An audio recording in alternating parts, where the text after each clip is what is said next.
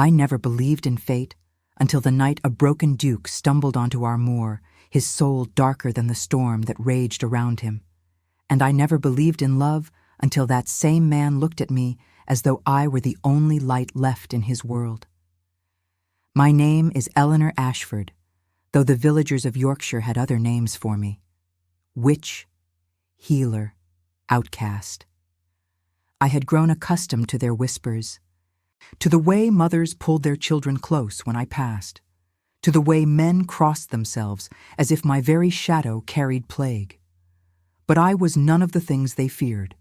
I was simply a woman who had learned that survival required sacrifices, and that the world rarely rewarded those who played by its rules.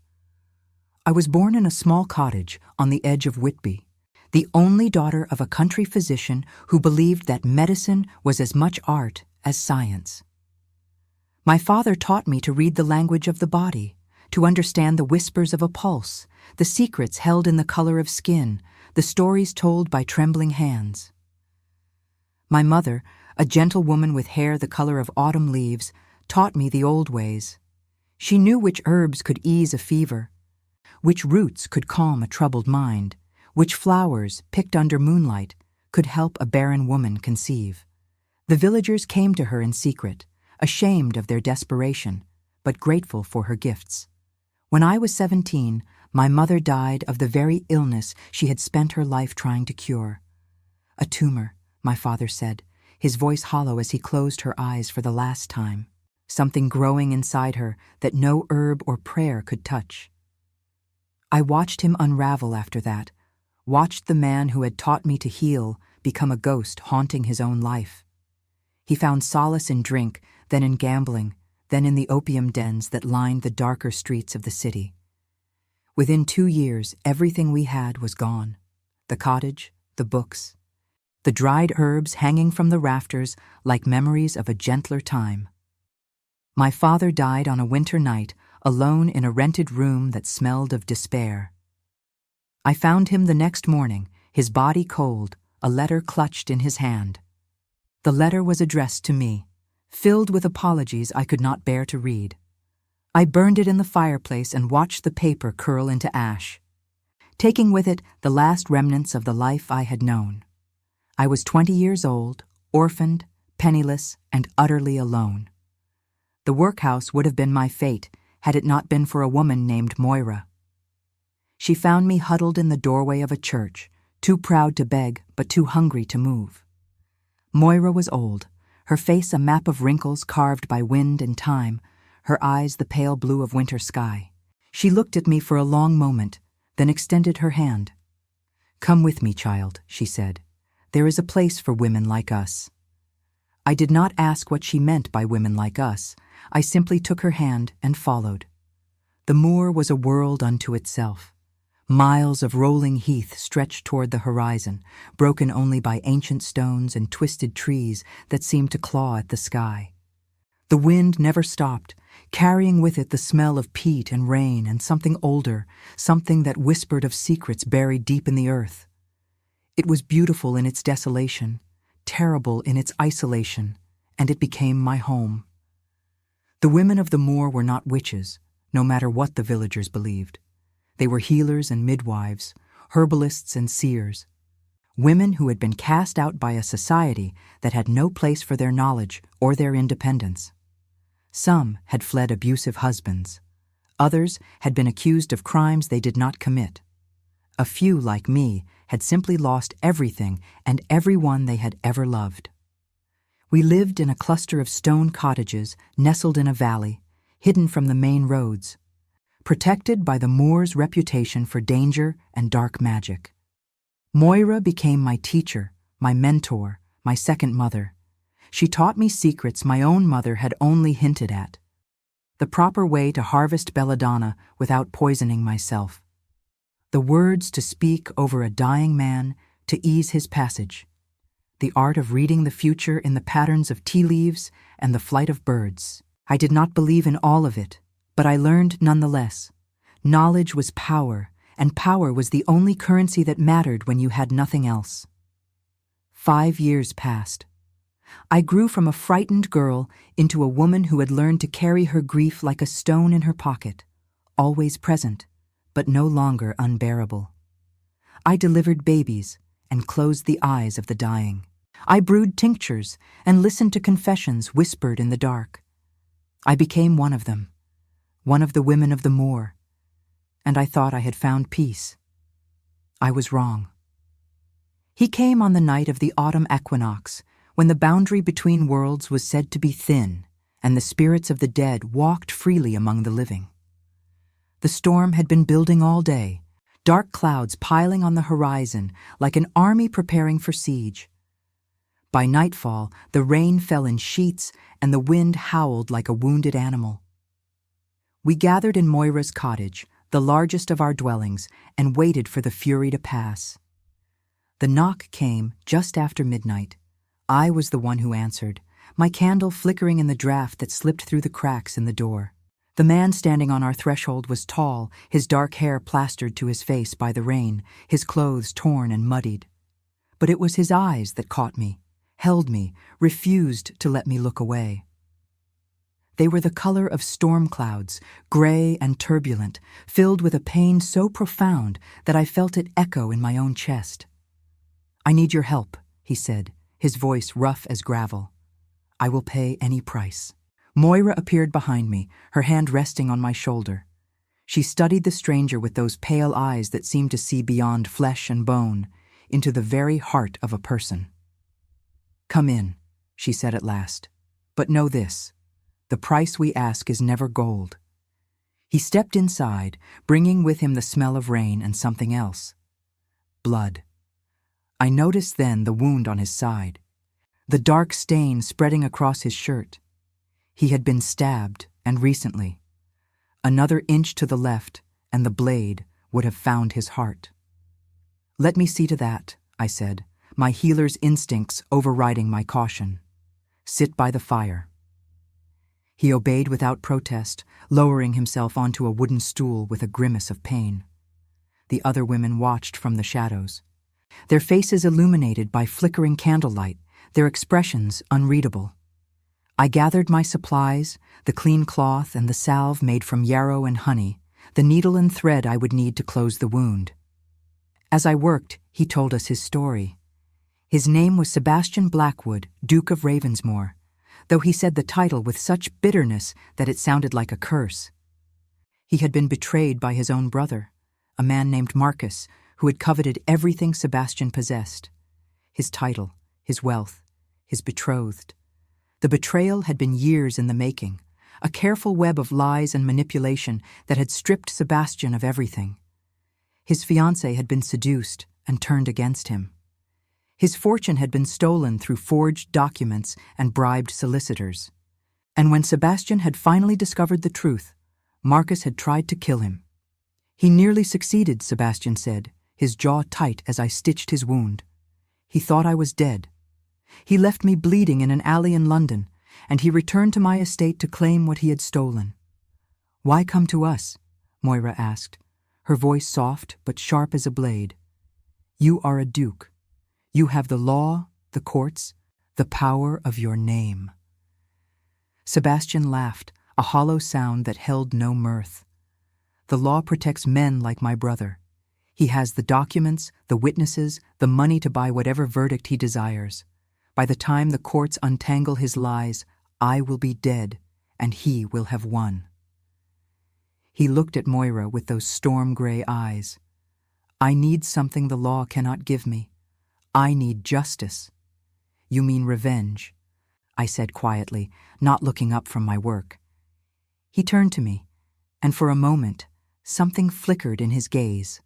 Something that might have been surprise, or recognition, or the first faint stirring of interest. "Yes," he admitted. "I mean revenge. I want my brother to lose everything he took from me. I want him to feel the same despair, the same helplessness, the same betrayal. I want him to suffer." The cottage fell silent, except for the crackle of the fire and the howl of the wind outside. Moira exchanged glances with the other women, a silent conversation conducted in the language of those who had known each other for decades. "We can help you," Moira said at last, "but you must understand the nature of our bargain. We do not deal in curses or black magic. We deal in knowledge, in secrets, in the subtle arts that move through shadow rather than light. We can give you the information you need to destroy your brother, the evidence of his crimes, the names of those he has wronged, the weaknesses he has hidden from the world. But in exchange, you must give us something of equal value." Sebastian's expression hardened with determination. "Name your price." Moira smiled, a thin curve of her lips that held no warmth. "Your heir, the first child born of your blood. When the time comes, that child will be given to us, to be raised here on the moor, away from the corruption of your world." I felt my heart stutter in my chest. I had heard of such bargains before, in the old stories Moira told on winter nights. But I had never witnessed one, never seen a person desperate enough to trade their own flesh and blood for vengeance. Sebastian did not hesitate. "Done," he said, his voice flat and final. "I will never marry. I will never love. I will never bring a child into this poisoned world. Your price cost me nothing." Moira's smile widened, though something sad flickered in her eyes, something that looked almost like pity. "The bargain is struck," she said. "And so it begins." I finished stitching his wound in silence, my mind churning with questions I dared not ask. When I tied off the last thread and covered the wound with a clean bandage, Sebastian caught my wrist. His grip was firm but not painful, and the warmth of his skin sent an unexpected shiver through me. "You have gentle hands," he said, his voice low. "What is your name?" "Eleanor," I replied, meeting his gaze steadily. "Eleanor Ashford." He released me, but his eyes lingered on my face as though memorizing it. "Thank you, Eleanor Ashford," he said, "for your kindness." He stayed with us for 3 days while his wound healed and the storm subsided. During that time, Moira and the others began gathering the information he would need. Letters were sent, messengers dispatched, secrets collected like drops of poison into a vial. I tended to Sebastian's recovery, changing his bandages, preparing broths to restore his strength, sitting with him during the long hours of the night when pain and anger kept him from sleep. We spoke of many things during those sleepless nights. He told me of his childhood at Ravensmoor, of a mother who died too young and a father who never recovered from the loss. He told me of his brother, of the jealousy that had festered between them since boyhood, of the competition for their father's approval that had twisted Marcus into something cruel. He told me of his former betrothed, a beautiful woman named Arabella, who had sworn to love him until death, only to betray him for the promise of greater wealth and power. And I told him of my own losses, my mother's death, my father's destruction, the years of wandering that had led me to the moor. I told him things I had never spoken aloud, secrets I had buried so deep I had almost forgotten they existed. "Why do you stay here?" he asked on his final night, the firelight casting shadows across his face. "You are young, educated, capable. You could find a place in the world beyond this moor." I considered his question carefully before answering. "Because this is the only place I have ever belonged.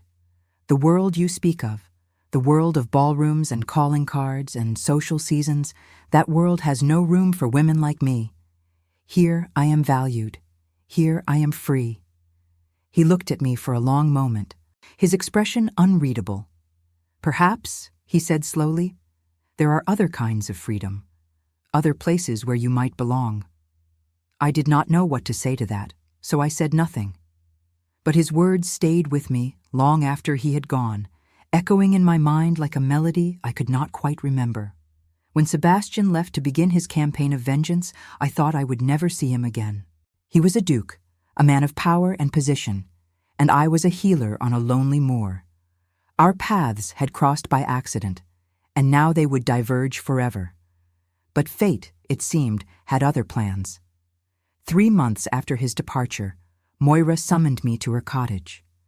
Her face was grave, her eyes troubled in a way I had rarely seen.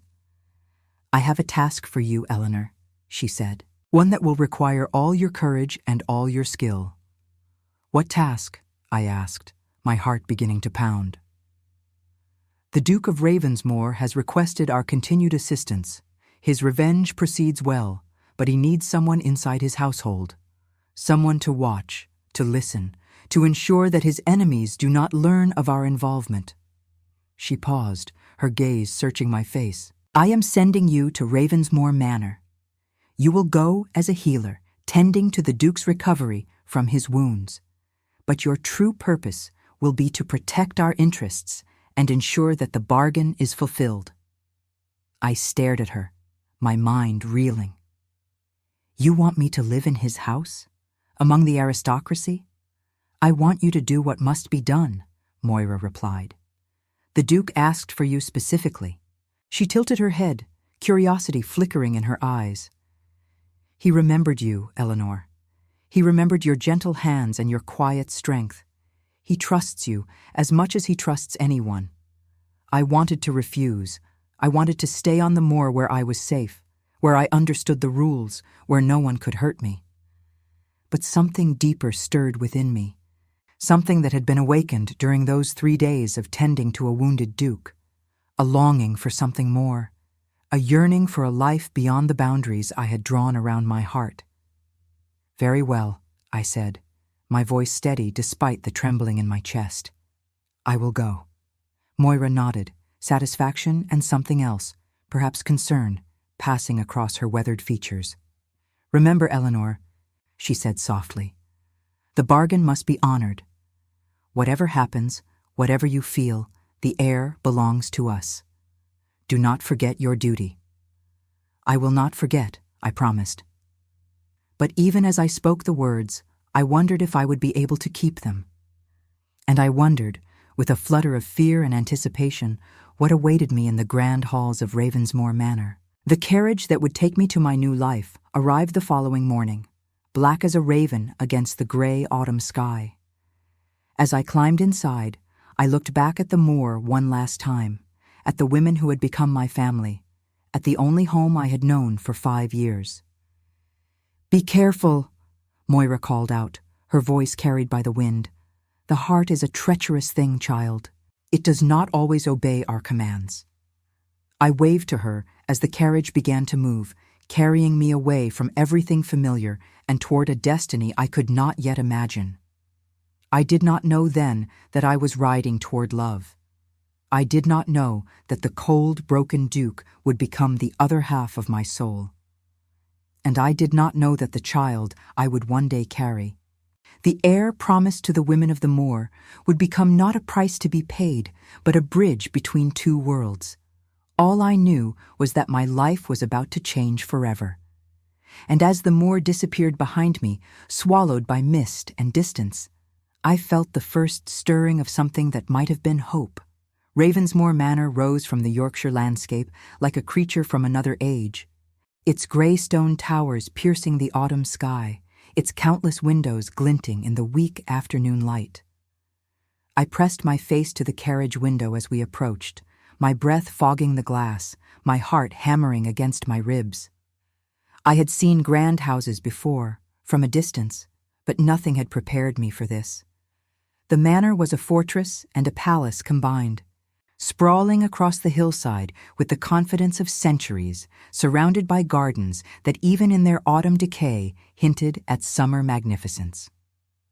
The carriage rolled to a stop before the main entrance, a massive oak door flanked by stone lions whose weathered faces seemed to regard me with skepticism. A footman appeared to help me down, his expression carefully blank as he took in my simple traveling dress, my worn leather bag, my lack of lady's maid or proper luggage. I was not what he had expected, clearly. I was not what anyone would expect.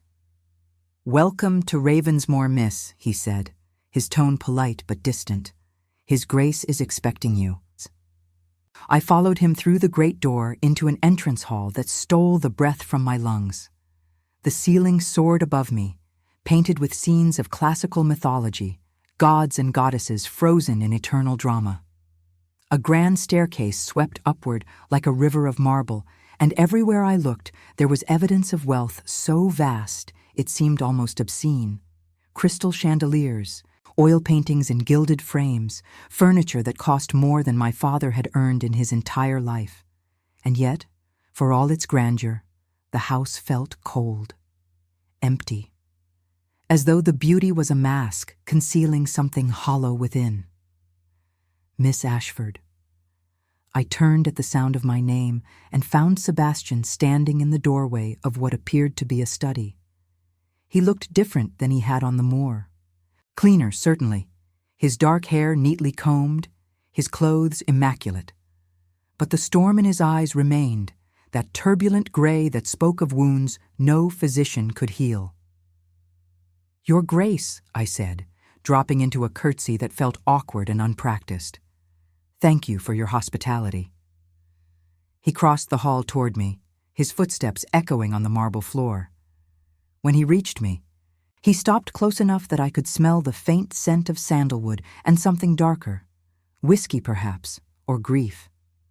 "There is no need for formality between us," he said quietly, his voice pitched so the servants could not hear. "You are here as my ally, not my subordinate.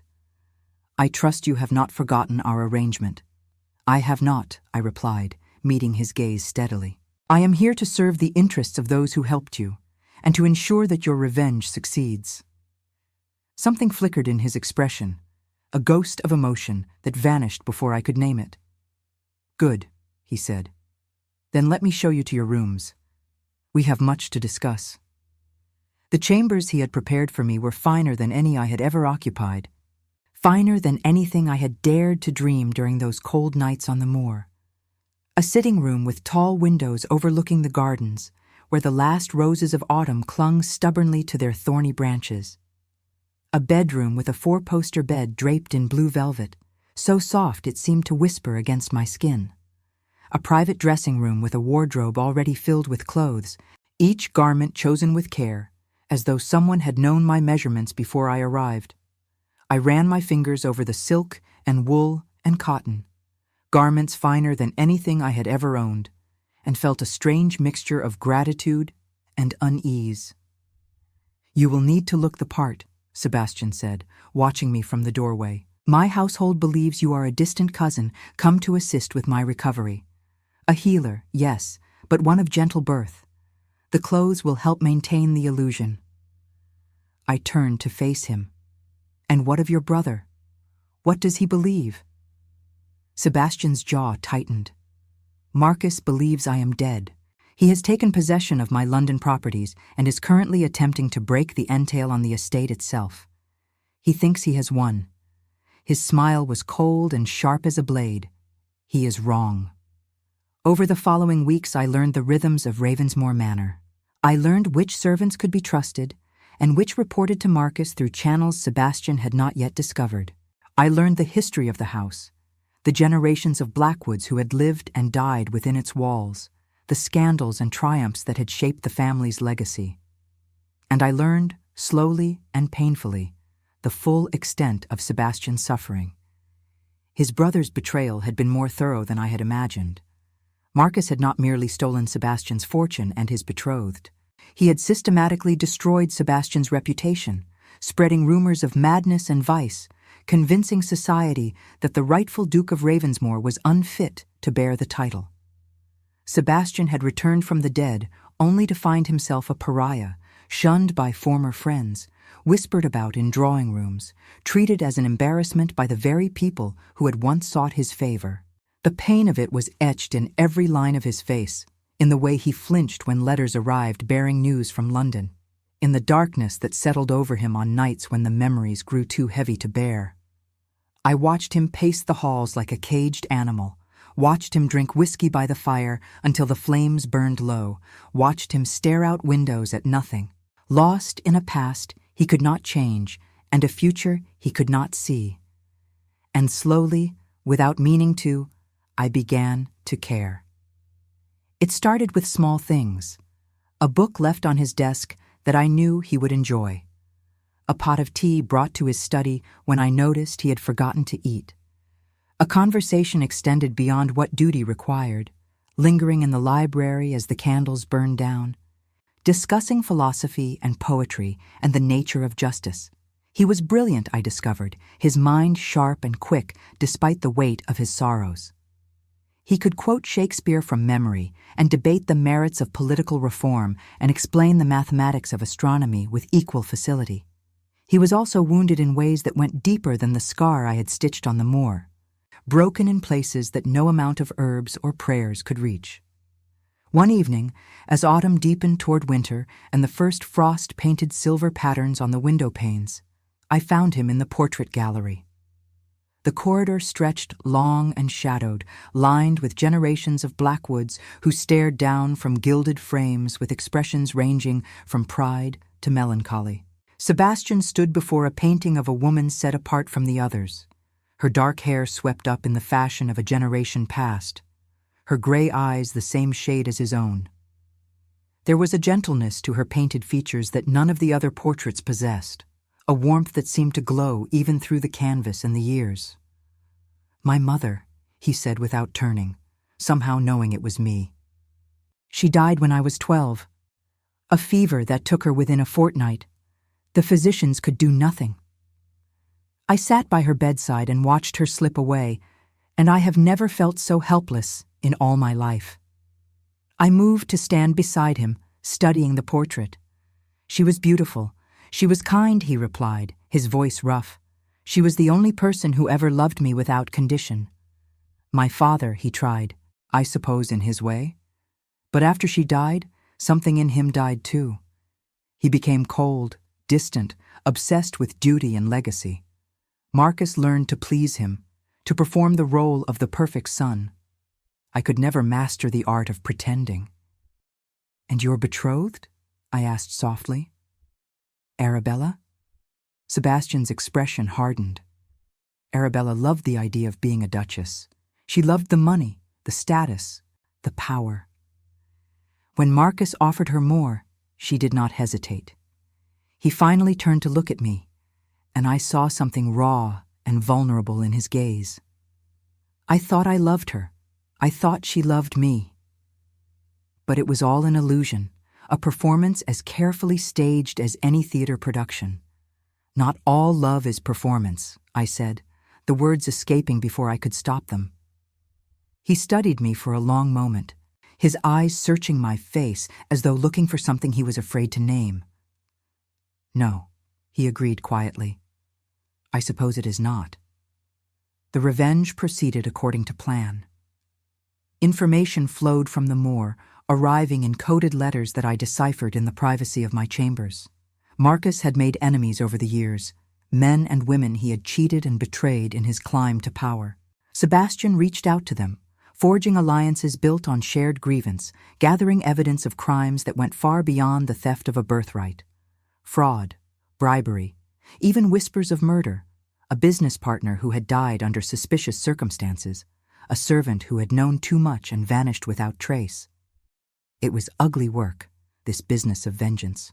I watched Sebastian harden himself to it, watched him become someone I barely recognized, cold and calculating, ruthless in his pursuit of justice. Part of me understood. Part of me even admired his determination, his refusal to surrender to despair. But another part of me mourned the man I glimpsed in quieter moments. The man who read poetry by firelight and spoke of his mother with tears in his eyes. "You are worried," Sebastian said one evening, finding me in the library where I had been pretending to read the same page for an hour. "You think I am becoming like him, like Marcus." I set down my book. "I think revenge is a poison," I admitted. "It may destroy your enemy, but it will destroy you as well if you are not careful." He sat down across from me, the firelight casting shadows across his face. "And what would you have me do? Forgive him? Forget what he has done?" I shook my head. "I would have you remember who you were before he hurt you. I would have you find something worth living for beyond his destruction." He leaned forward, his elbows on his knees, his gaze intense.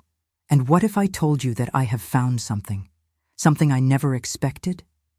My heart stuttered. "What do you mean?" He reached out and took my hand, his fingers warm against my skin. "Since the moment I met you, Eleanor, something has changed in me.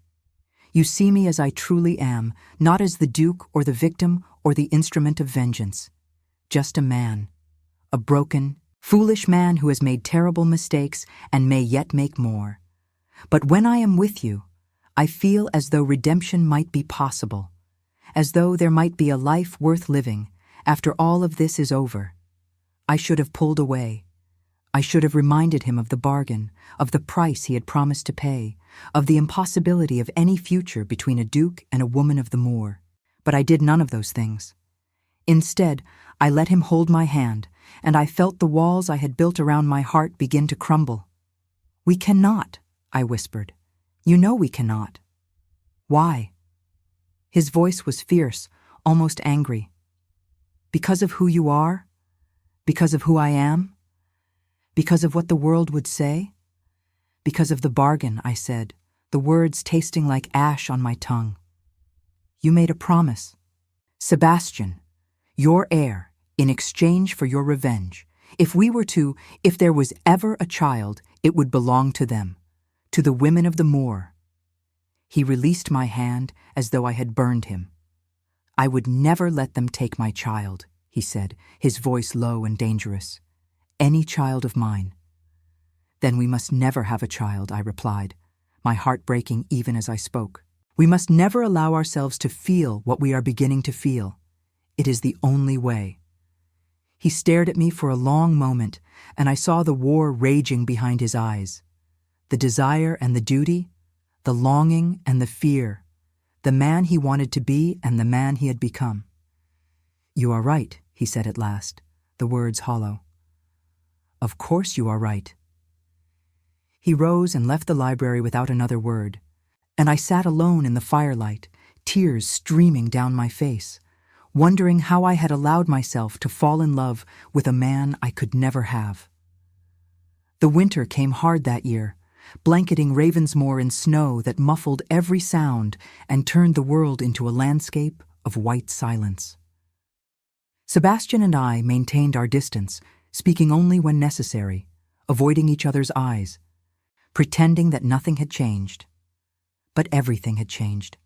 I felt it in every glance, every accidental touch, every moment when we found ourselves alone, and the air between us crackled with unspoken words. The revenge reached its climax on the night of the winter solstice. Marcus had planned a grand ball at the London townhouse he had stolen, a celebration of his triumph over the brother he believed dead. Sebastian intended to make an appearance, to reveal himself before all of society and expose his brother's crimes. It was dangerous, possibly foolish, but Sebastian was determined. I wanted to go with him. I wanted to stand at his side when he faced his brother, to be there if something went wrong. But Sebastian refused. "You must stay here," he said, his voice brooking no argument. "If I fail, if Marcus finds a way to silence me, you must return to the Moor and tell them what happened. The bargain must be honored, even if I am not alive to see it through." I wanted to argue. I wanted to tell him that I cared nothing for bargains or revenge, that I only wanted him safe, that I loved him with a ferocity that frightened me. But I said none of those things. "Be careful," I said instead. "Come back to me." He looked at me then, really looked at me, and I saw everything he felt reflected in his storm-gray eyes. "I will," he promised. "I swear it." He left at dawn, and I watched his carriage disappear into the snow-covered landscape, my heart heavy with fear and hope and a love I could no longer deny. The hours that followed were the longest of my life. I paced the halls of Ravensmoor, unable to eat or sleep or think of anything except what might be happening in London. I imagined Sebastian confronting Marcus, imagined the shock and fury on his brother's face, imagined the moment when the truth was finally revealed, and I imagined everything that could go wrong. The news arrived at midnight, carried by a messenger half frozen from the journey. I tore open the letter with trembling hands and read the words that would change everything. It is done. Marcus is ruined. I am coming home. And when I arrive, Eleanor, we must talk about the future, about us, about what I should have said long ago. I pressed the letter to my heart and wept with relief. He was safe. He was coming back to me. And whatever came next, whatever obstacles remained, I knew that I would face them at his side. But as I climbed the stairs to my chamber, exhausted and elated, I felt a strange flutter in my stomach, a sensation I had never experienced before, unfamiliar, yet somehow instinctive. And for the first time, I wondered if the bargain that had brought us together might demand a price far greater than either of us had imagined. Sebastian returned to Ravensmoor on the third day of the new year, his carriage cutting through snowdrifts that reached the horse's knees. I watched from my window as he emerged, his dark coat stark against the white landscape, his face lifted toward the manor as though searching for something. When his eyes found my window, found me standing there with my hand pressed against the frosted glass, he smiled. It was the first genuine smile I had ever seen him wear, free of bitterness and shadow, and it transformed him into someone I barely recognized, someone who looked almost happy. I did not go down to greet him. I could not. The flutter in my stomach had become something more certain in the weeks since his departure, a presence I could no longer deny or explain away. I had missed my monthly courses twice now. My breasts ached with a tenderness that had nothing to do with the cold, and in the mornings I woke to a nausea that sent me retching into the chamber pot before I could even rise from bed. I was with child, Sebastian's child, the heir he had promised to the women of the Moor. The realization had crept upon me slowly, like dawn breaking over the moors, undeniable once I finally allowed myself to see it. I had tried to explain away the signs at first, attributing the nausea to anxiety, the fatigue to sleepless nights of worry.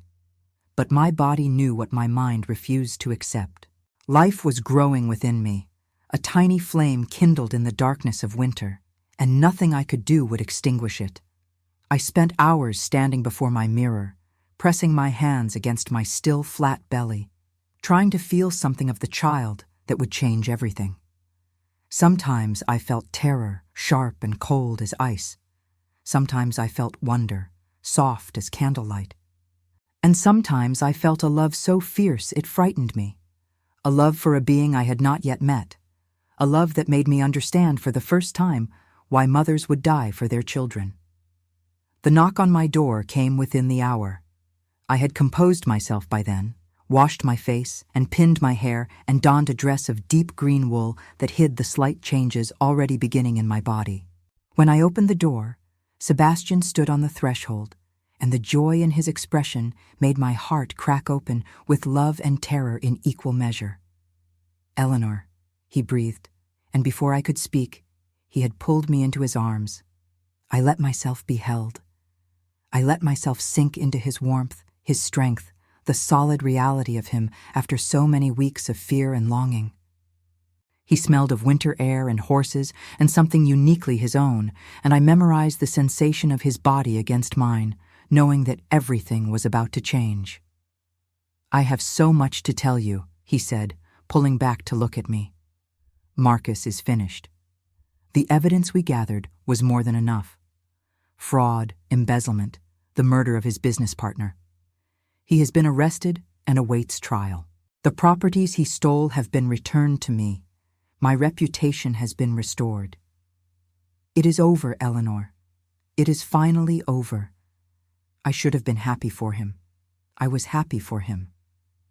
But the words I needed to speak lodged in my throat like stones, and all I could do was nod and smile and pretend that my world was not crumbling around me.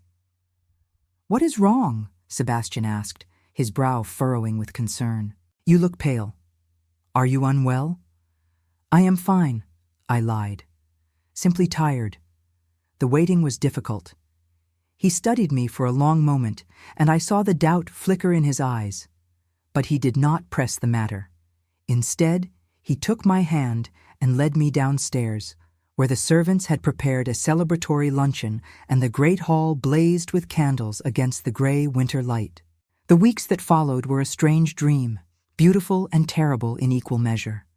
Sebastian was transformed by his victory, lighter than I had ever seen him, quick to laugh and slow to anger. He spent his days setting his affairs in order, meeting with solicitors and bankers, reclaiming the life that had been stolen from him. And his evenings he spent with me. We talked for hours by the fire, about everything and nothing. His plans for the estate, his hopes for the future, the reforms he wished to implement for his tenants. He spoke of traveling, of showing me Paris and Rome and Vienna, cities I had only read about in books.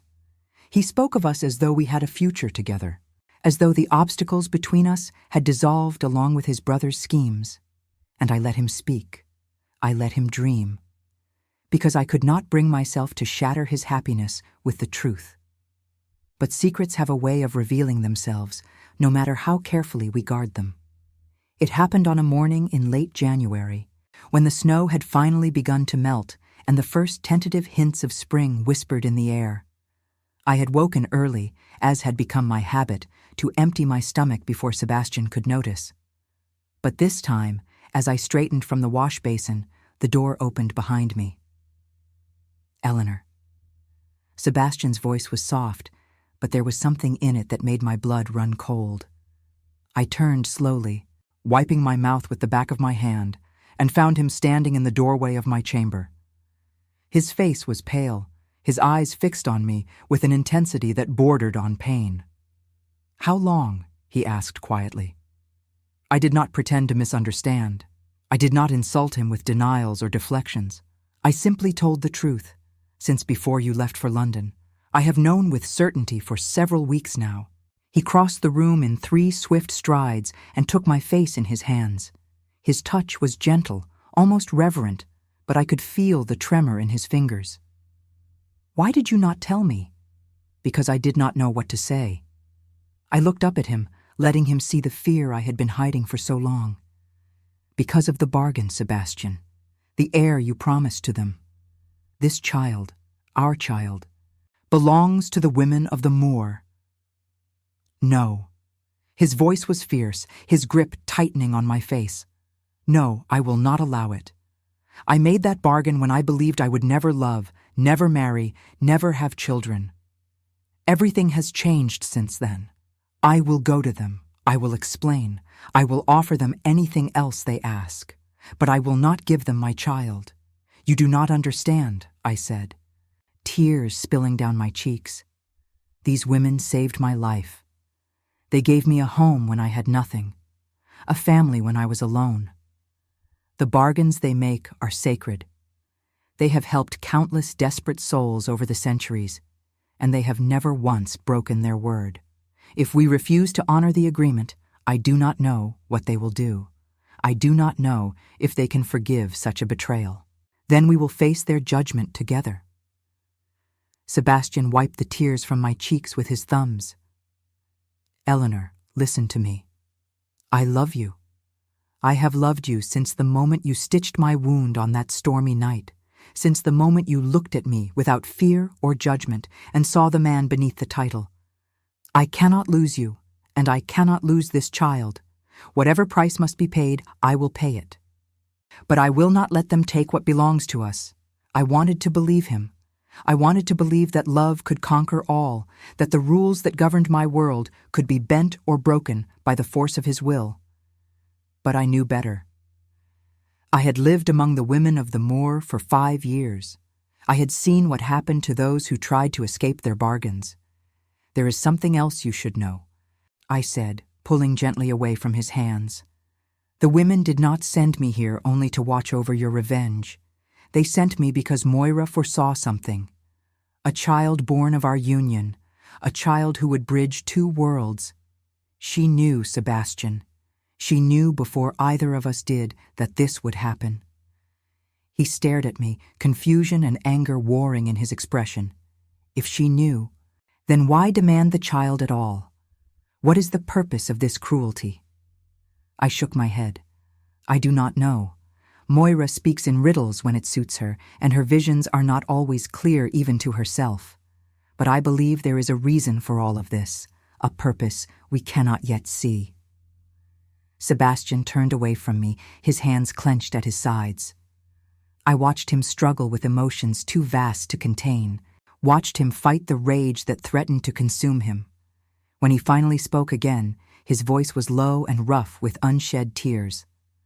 "I will not let them take our child, Eleanor. I would burn the world to ashes first." "I know," I whispered. "That is what frightens me." The message I sent to the Moor was brief and carefully worded. I told Moira of my condition, of Sebastian's feelings, of my own confusion and fear. I asked for guidance, for clarity, for any hope she could offer. And then I waited, as the winter slowly released its grip on the land, and the first green shoots began to push through the melting snow.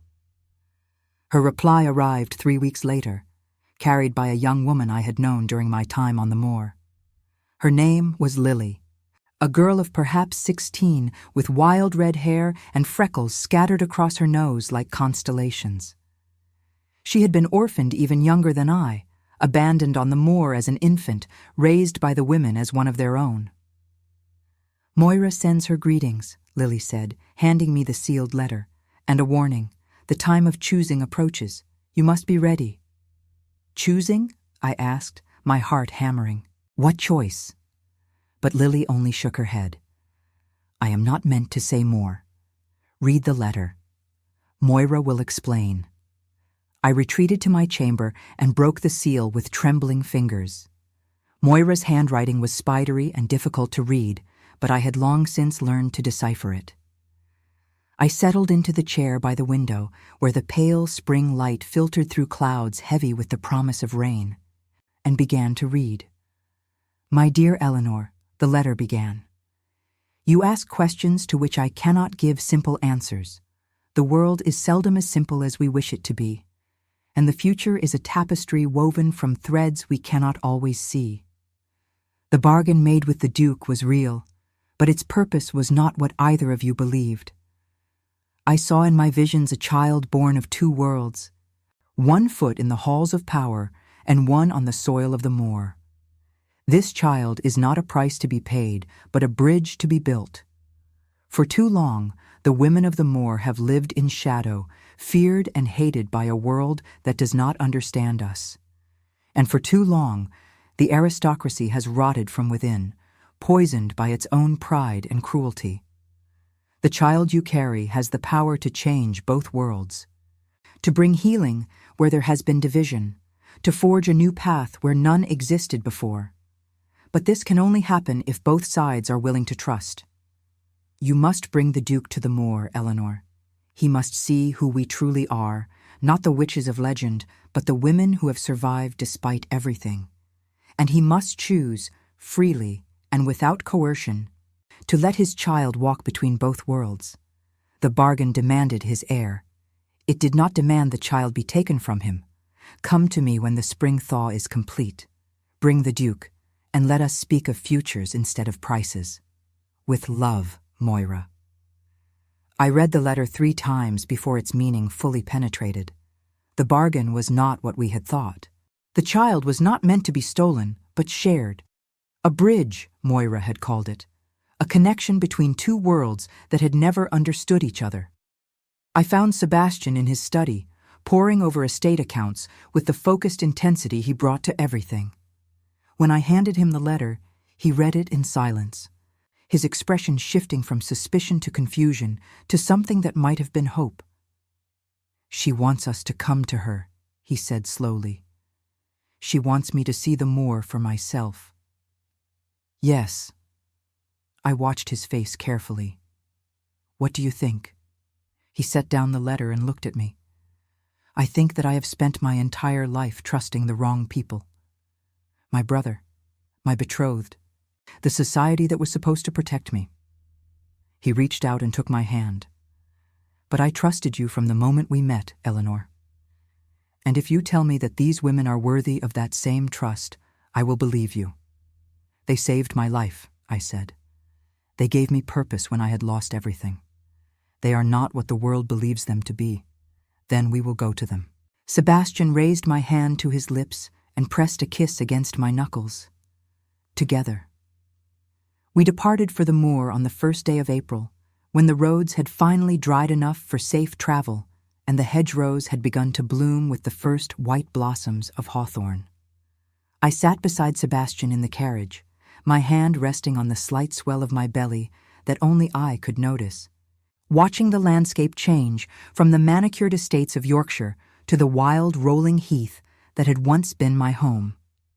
The smell of the moor reached me before I saw it, that distinctive perfume of peat and heather and rain-washed stone that I had carried in my memory through all the months at Ravensmoor. Sebastian watched my face as we drew closer, and I knew he could see the emotions playing across my features. This place had shaped me, had saved me, had made me the woman I had become. And now I was returning with a duke at my side and his child in my womb, a future I could never have imagined when I first stumbled onto these moors as a broken girl of 20. The women were waiting for us when we arrived, gathered outside Moira's cottage like a welcoming party beneath a sky painted in shades of gray and gold by the setting sun. Their faces held none of the suspicion I had feared, only curiosity and something that looked almost like hope. And at their center stood Moira herself, older and frailer than I remembered, but with those pale blue eyes as sharp and knowing as ever. "Welcome home, Eleanor," she said, embracing me with surprising strength. "And welcome, Your Grace, to the moor that has sheltered so many lost souls over the centuries." Sebastian bowed his head in a gesture of respect I had not expected. "I am grateful for your hospitality," he said, "and for your patience." I made a bargain in anger without understanding what I was truly promising. I have come to learn, and perhaps to find a better way. Moira smiled, and in that smile I saw a wisdom that spanned generations, a patience born of watching countless lives unfold and countless stories reach their endings. "That is all we have ever asked," she replied. "Come inside. We have much to discuss, and the night is long, and there is tea warming by the fire." As we followed her into the cottage, Sebastian's hand found mine and held it tight. The familiar smell of herbs and wood smoke wrapped around me like an embrace, and I felt the tension I had carried for months begin to ease from my shoulders. This was the place where I had learned to survive. Perhaps it would also be the place where I learned to hope. And for the first time since I had discovered I was carrying his child, I allowed myself to believe that everything might somehow be well. The conversation that would determine our future was about to begin. The inside of Moira's cottage had not changed in the months since my departure. The same dried herbs hung from the rafters, filling the air with the mingled scents of lavender and rosemary and sage. The same fire crackled in the hearth, casting dancing shadows across walls lined with shelves of bottles and books and curious objects collected over decades. The same worn chairs faced the flames, their cushions softened by years of use. And yet, everything felt different now. I was different. The woman who had left this place was not the same woman who returned. Moira gestured for us to sit, and I lowered myself into the chair that had once been my favorite, the one nearest the fire where I had spent countless evenings learning the old ways.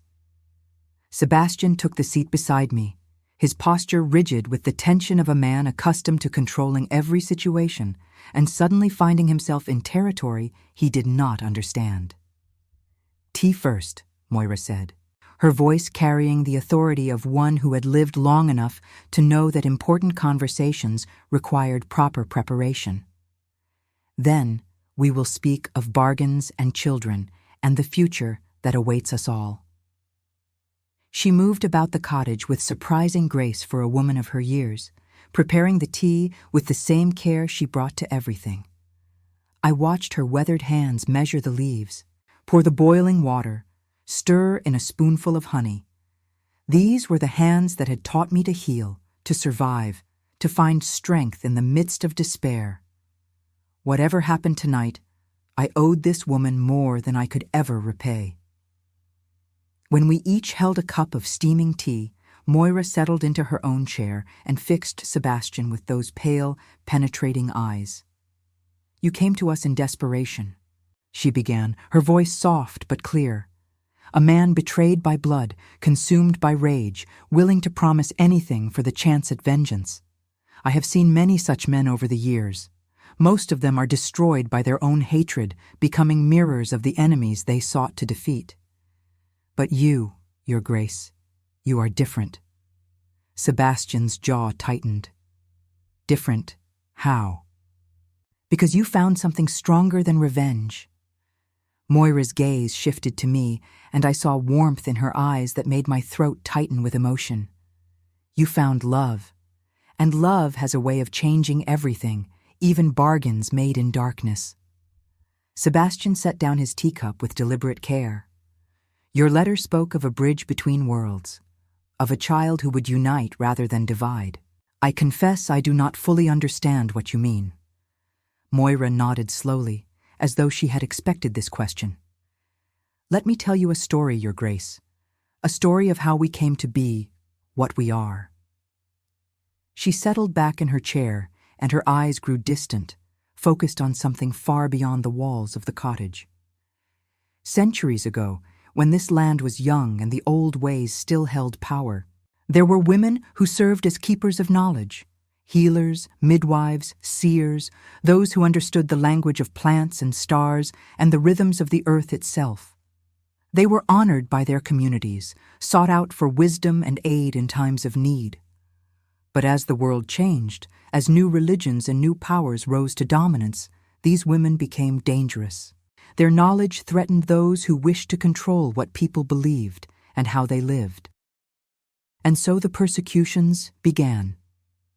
I had heard this story before, in fragments and whispers during my years on the moor, but I had never heard Moira tell it with such weight, such solemnity. "Many were killed," she continued, "burned, drowned, hanged as witches by people who feared what they did not understand.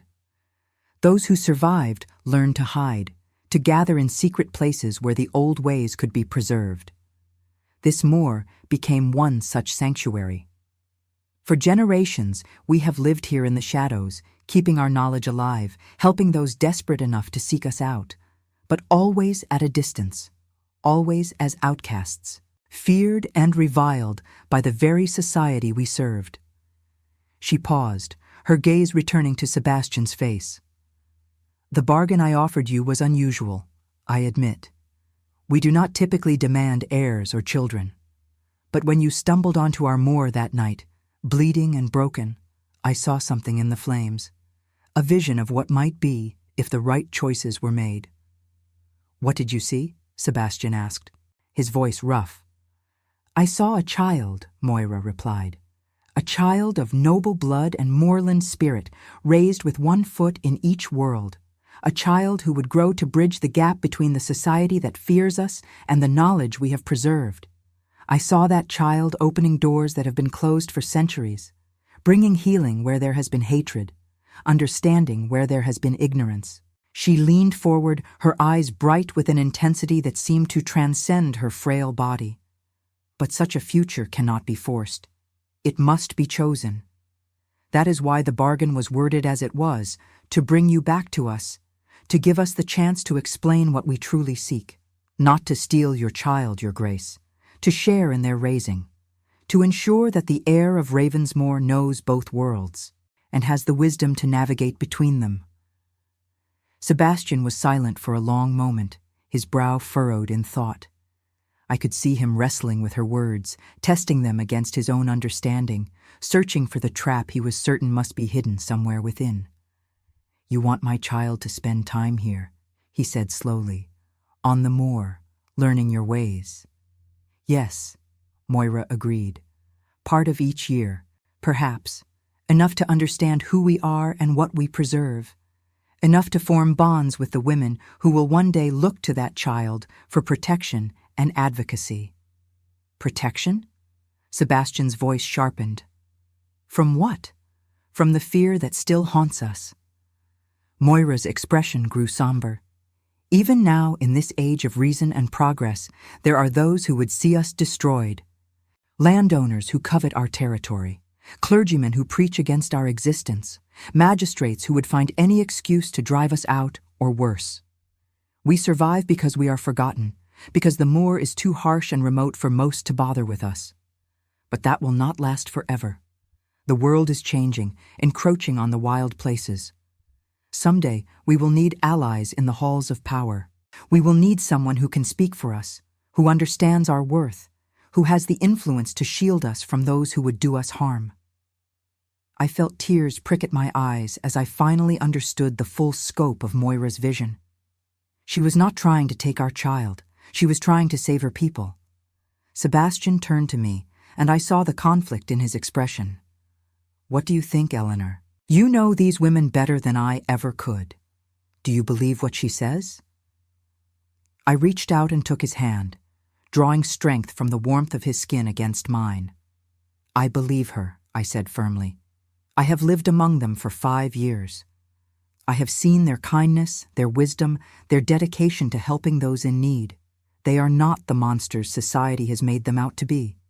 They are survivors, keepers of knowledge that would otherwise be lost, and they deserve to be protected." Sebastian looked at our joined hands, then back at Moira. His jaw was set, but something in his eyes had softened. "If I agree to this," he said carefully, "what guarantees do I have?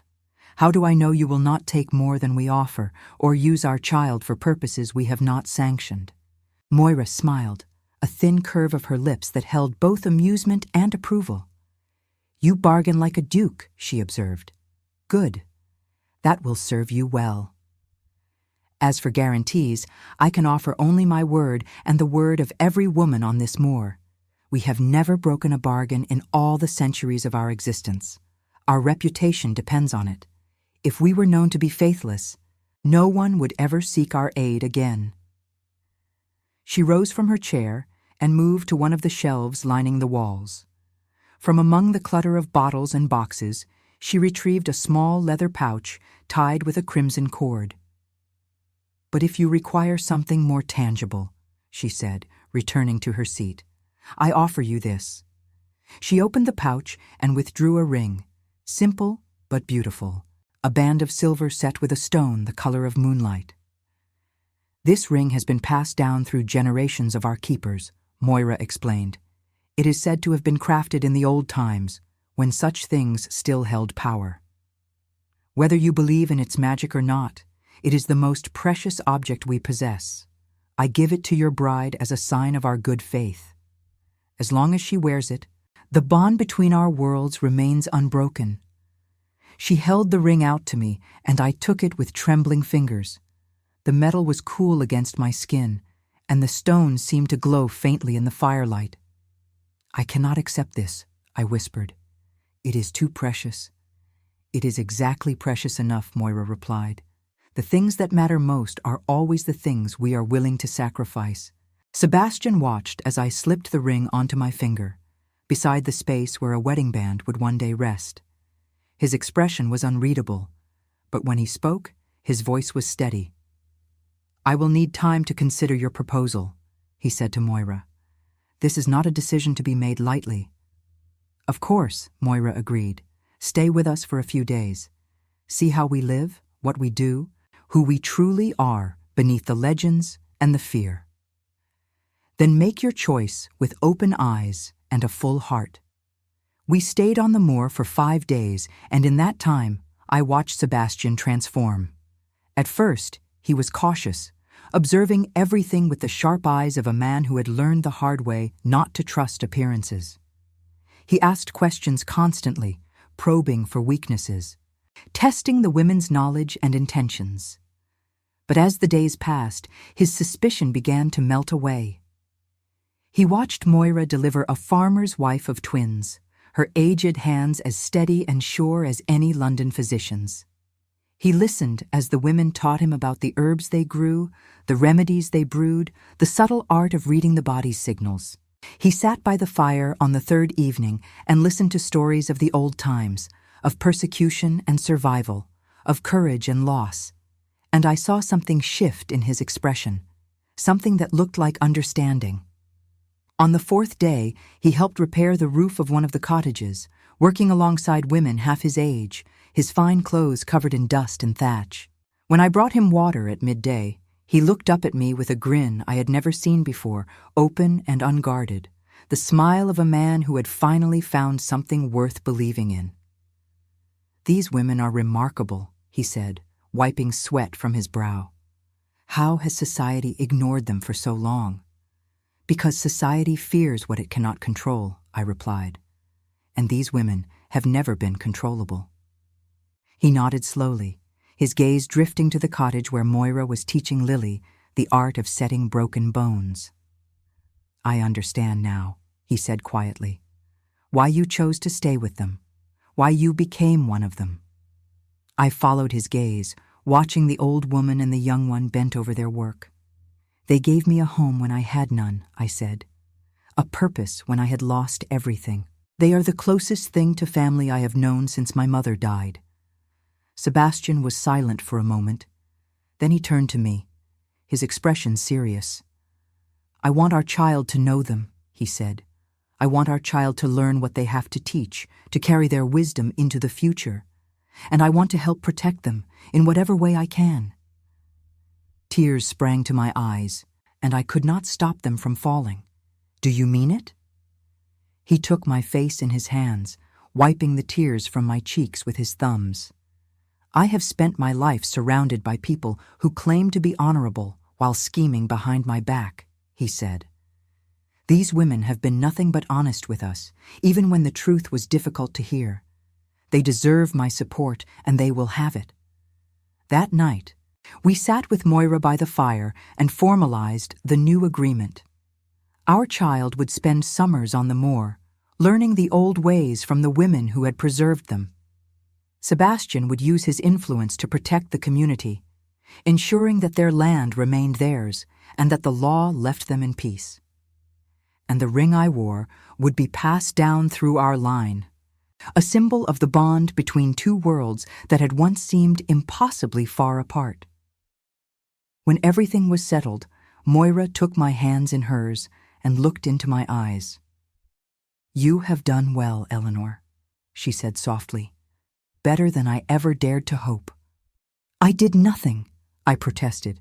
"It was Sebastian who chose to understand." Moira shook her head. "You showed him the way. You became the bridge before your child was even born." Never underestimate the power of love to change hearts that seem unchangeable. I embraced her then, holding her frail body close, feeling the years of wisdom and sorrow and hope that she carried within her. When I finally let go, my cheeks were wet with tears, but my heart was lighter than it had been in months.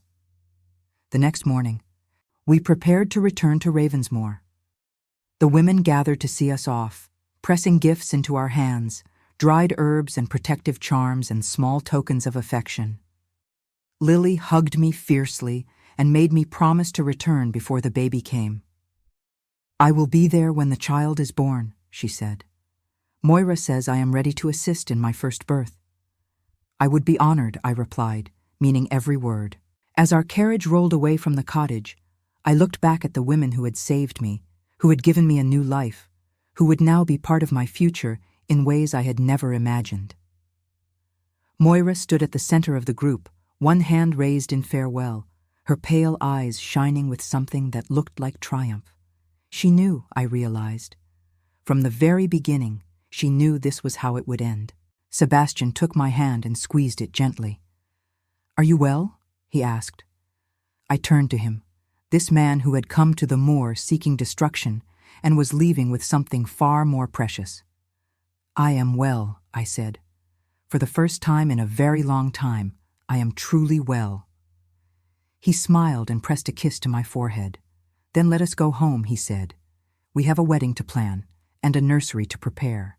I laughed, the sound surprising me with its brightness, and leaned against his shoulder as the carriage carried us toward our future. The road ahead was still uncertain, I knew. There would be challenges and obstacles, society's judgment, and the lingering shadows of Sebastian's past. But for the first time, I believed we could face them, together.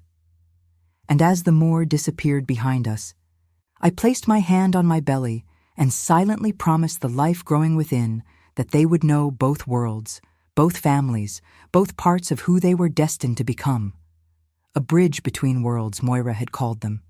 And perhaps, I thought, that was the most beautiful destiny of all. We were married on a morning in late May, when the gardens of Ravensmoor burst with roses and the air hummed with the promise of summer. I stood before the mirror in my chambers, scarcely recognizing the woman who gazed back at me. My gown was ivory silk, simple but elegant, chosen not for its grandeur, but for the way it made me feel, beautiful, worthy, loved. The door opened behind me, and I turned to find Moira standing on the threshold. She had traveled from the moor for the ceremony, along with Lily and several of the other women. They sat now in the chapel with Sebastian's guests, an unlikely congregation of aristocrats and healers, of titled lords and moorland outcasts. It was, I thought, a fitting symbol of the life we were building together. "You look like your mother," Moira said softly, crossing the room to stand beside me. She had the same light in her eyes on her wedding day. "I was there, you know. I helped bring you into the world." I stared at her, my heart stuttering in my chest. "You knew my mother?" Moira smiled, that enigmatic curve of lips that had always made me feel she was seeing something beyond the visible world. "I knew many things I have not yet told you, child. Your mother came to us when she was young, before she met your father. She learned the old ways, just as you did. And when she left to marry a country physician, I gave her my blessing, knowing that one day her daughter would return to us." Tears sprang to my eyes, blurring my reflection in the mirror. "Why did you never tell me?" "Because you needed to find your own path," Moira replied. "You needed to become who you are without the weight of destiny pressing upon you. But now you know. You are not an accident of fate, Eleanor. You are the fulfillment of a hope that began long before you were born." She reached up and adjusted the silver ring on my finger, the one she had given me on the moor. It caught the light, the moonstone glowing softly. "Your mother would be proud," she whispered, "as am I." I embraced her then, holding her close, letting the tears fall freely. When I finally pulled away, Lily was standing in the doorway, her red hair crowned with wildflowers, her face bright with excitement. "They are ready for you," she announced. "The Duke looks as nervous as a schoolboy. I think he fears you might change your mind." I laughed, wiping my eyes with the back of my hand. "Never," I said. "Not in 1,000 years." The chapel was small but beautiful, its ancient stones softened by centuries of prayer and celebration. Sunlight streamed through stained glass windows, painting the floor in patterns of gold and crimson and blue. The pews were filled with faces both familiar and strange, Sebastian's remaining allies from society seated alongside the women who had become my family. I saw curiosity in some expressions, disapproval in others, but I cared nothing for their judgment. The only face that mattered was the one waiting for me at the altar. Sebastian stood tall and still, his dark hair gleaming in the colored light, his gray eyes fixed on me as though I were the only person in the world. He wore a coat of deep blue velvet, and at his throat was a cravat pinned with a silver brooch shaped like a rose. As I walked toward him, I saw his lips part, saw his breath catch, saw the love written plainly on his face for everyone to witness. "You are beautiful," he murmured as I took my place beside him. "I do not deserve you."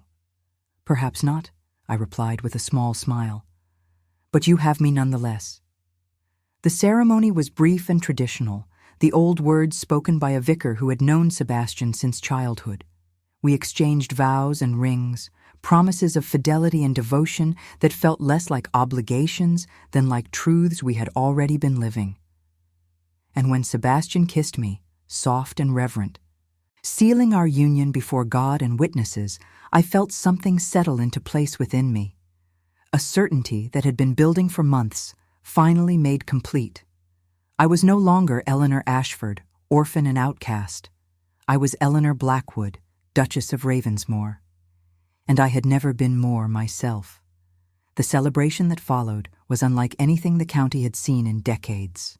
Tables laden with food filled the great hall, and music drifted through the open windows, mingling with laughter and conversation. Sebastian's tenants had been invited alongside his noble guests, and the women of the Moor moved among them all, sharing stories and remedies and wisdom that had been hidden for centuries.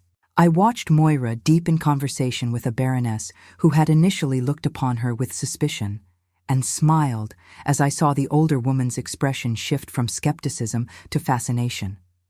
Lily was teaching a group of children to weave flower crowns, her infectious joy spreading like sunlight through the hall. And Sebastian, my husband, circulated among the guests with an ease I had never seen in him before, introducing the women of the Moor as honored friends, speaking of their knowledge with respect and admiration. This is what the future could look like, I thought. Two worlds coming together, learning from each other, building something neither could create alone. Sebastian found me near the end of the evening, when the candles had burned low and the guests had begun to drift away. He took my hand and led me to the terrace, where the stars spread across the sky like diamonds scattered on black velvet.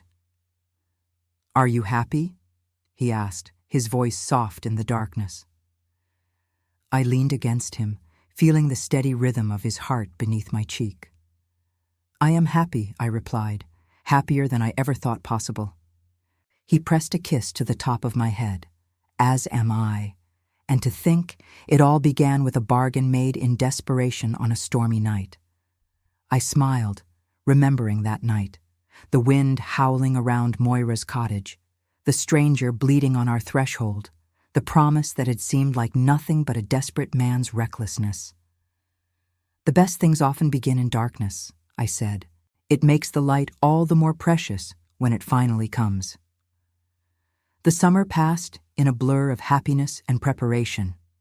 My belly grew round with the life within me, and Sebastian's solicitors worked to ensure that every protection was in place for both the child and the women of the Moor.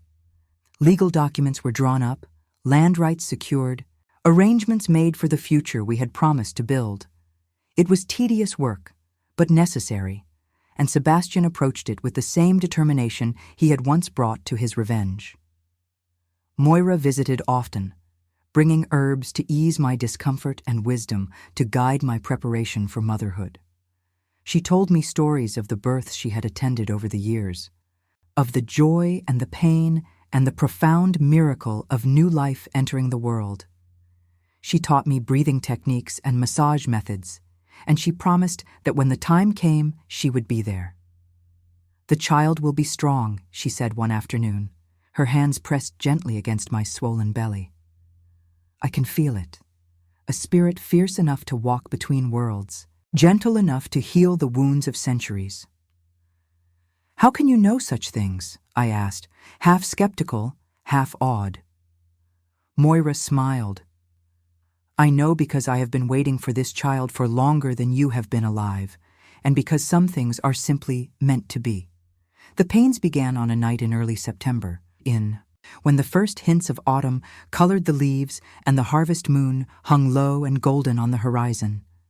I woke Sebastian with a gasp, my hands clutching my belly, and watched fear and joy and determination flash across his face in rapid succession. The women of the Moor had arrived the week before, settling into the guest wing with their herbs and their instruments and their quiet confidence. Within minutes of Sebastian's summons, they filled our chambers with light and warmth and the steady presence of those who had witnessed this miracle countless times before. The labor was long and difficult, as first labors often are. I lost track of time, lost track of everything except the rhythm of the contractions and the voices urging me onward. Moira was there, her aged hands cool against my fevered skin. Lily was there, her young face pale but determined. And Sebastian was there, holding my hand through every moment, whispering words of love and encouragement that I clung to like a lifeline. When dawn broke over Ravensmoor, painting the sky in shades of rose and gold, our child entered the world with a cry that echoed through the halls like a bell announcing a new beginning. "A daughter," Moira announced, her voice trembling with emotion. "You have a daughter." Sebastian wept openly as he held her for the first time, this tiny creature, with her mother's auburn hair and her father's storm-gray eyes. I watched him cradle her against his chest, watched his tears fall on her perfect face, and felt my heart expand to encompass a love I had never known existed. "She is beautiful," he whispered. "She is perfect. She is everything." We named her Aurora, for the light she had brought into our lives. And as the women of the Moor gathered around to welcome her, to bless her with the old words and anoint her forehead with sacred oils, I understood at last what Moira had meant when she spoke of bridges and futures and destinies yet to unfold. My daughter would grow up knowing both worlds. She would run through the halls of Ravensmoor and across the wild heath of the moor with equal joy. She would learn to curtsy in ballrooms and to identify healing herbs by moonlight. She would carry the blood of dukes and the wisdom of outcasts, and she would use both to build a world more beautiful than either alone could imagine. The first summer that Aurora spent on the moor, she was barely old enough to walk. I went with her, leaving Ravensmoor in Sebastian's capable hands, and watched as the women welcomed her with a joy that moved me to tears. They taught her the names of flowers and the songs of birds. They let her play in the heather and wade in the clear streams that crossed the heath. And every evening, Moira held her on her lap by the fire and told her stories of the old times, planting seeds of knowledge that would bloom in the years to come. "She has the gift," Moira told me one night, when Aurora had fallen asleep in her arms. "I can see it in her eyes. The sight, we call it, the ability to perceive what others cannot." I looked at my daughter, her small chest rising and falling with the rhythm of peaceful sleep, and felt a strange mixture of pride and fear. "Will it bring her pain?" I asked. "The way it brought pain to so many of your women?" Moira considered the question carefully. "All gifts bring pain, Eleanor, but they also bring purpose. Your daughter will see things that others cannot, yes, but she will also be able to heal wounds that others cannot touch. That is worth any price." As the years passed, I watched Aurora grow into everything Moira had predicted, and more. She was fierce and gentle, curious and wise, equally at home in silk gowns and moorland wool. The children of tenants adored her, and the children of nobles sought her friendship. She had her father's sharp mind and her mother's compassionate heart, and she used both to navigate the complex world she had been born into. When she was 7, she asked Sebastian to establish a school on the moor, a place where the women's knowledge could be taught to those who wished to learn. He agreed without hesitation, and within a year, young women from across the county were making the journey to study herbal medicine and midwifery, astronomy, and natural philosophy. The school grew slowly but steadily, and with each passing year, the fear that had once surrounded the women of the moor began to fade, replaced by respect and gratitude. When she was 12, Aurora stood before a gathering of county magistrates and argued for the legal protection of the moorland community. She spoke with a clarity and passion that silenced every objection, and when she finished, even the most skeptical among them could not deny the justice of her cause. The protections were granted, and for the first time in centuries, the women of the moor had legal standing as citizens with rights that could not be violated. I watched all of this from the side of the man I loved, the man who had come to the moor seeking destruction and found redemption instead. We grew old together, Sebastian and I, our love deepening with each passing year, our partnership strengthening with each challenge we faced. We had 2 more children, sons who inherited their father's title and their mother's compassion. And we watched them all find their own paths, their own loves, their own purposes in a world that was slowly but surely becoming more accepting of those who were different. Moira died on a winter night when Aurora was 15, passing peacefully in her sleep after a life that had spanned nearly a century. I held her hand as she slipped away, and through my tears I heard her final words. "The bridge is built, Eleanor. The future is secure. My work is done." We buried her on the moor, in a spot overlooking the valley where she had spent so many years watching over her women. Aurora stood beside me at the graveside, her gray eyes bright with tears, her hand clutching the silver ring that Moira had passed to her before the end. "I will honor her," my daughter said quietly. "I will carry her wisdom forward. I will be the bridge she dreamed of." And she was.